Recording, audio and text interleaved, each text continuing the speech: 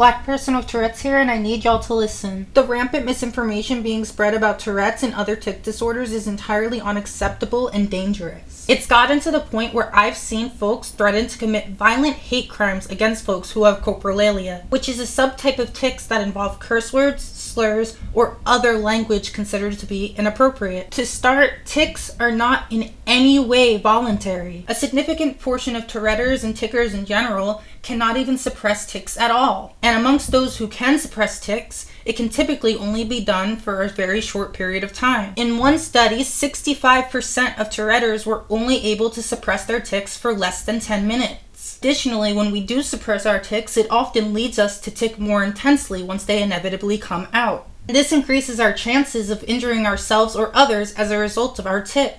Secondly, tics do not reflect your inner thoughts, despite what many folks on social media would like you to believe. I highly doubt that me saying poo-poo while tapping the wall reflects my inner thoughts. And for Touretters and tickers in general who experience coprolalia, their tics are often the things they least want to say in that moment. Thirdly, for those who say, why did John Davidson only have a racist tic at the BAFTAs? Why not any other type of bigoted tic? Guess what? He did have an anti-gay tic as well that the BBC edited out. And that tic, like with the anti-black tic, was brought on by seeing a gay person. And this brings me back to what I said earlier about how coprolalia can make folks say the thing they least want to say in a specific moment. Also, don't worry, we're definitely going to be talking about the BBC more later in this video. Fourthly, for those who say, why didn't John Davidson apologize?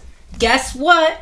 John Davidson did apologize. He apologized to the black folks who were directly impacted by his tic in a more private and meaningful manner rather than just doing it for show. Fifthly, for those who say, well, he must have heard or said the word before if he had a tic of it. Of course he's heard the word. Have you ever listened to rap music? Have you ever watched a film about black struggles, resistance, and history? Have you ever been on the internet where no matter how hard you try to avoid them, you will inevitably encounter racists and their rhetoric? As to those who say, well, he must have said it before if he had a tic of it, I know from personal experience that that is simply not true. As a child, I had a tic of 2 curse words that I had never said prior to having the tic. You want to explain that one to me? Sixthly, if you are black and disabled, but do not have Tourette's, you do not speak for black Touretters. And I need y'all to stop acting like you do. All this speaking over us is entirely unacceptable and it needs to stop now. As for the BBC, why did they have a microphone turned on by John Davidson at that moment? Why did the BBC give such an inadequate warning to the audience about John Davidson's tics before the ceremony started? Why did the BBC edit out the anti-gay slur and then actively choose not to edit out the anti-black slur? They even edited out someone on stage saying Free Palestine, but they still didn't edit out the anti-black slur. They had a 2-hour delay.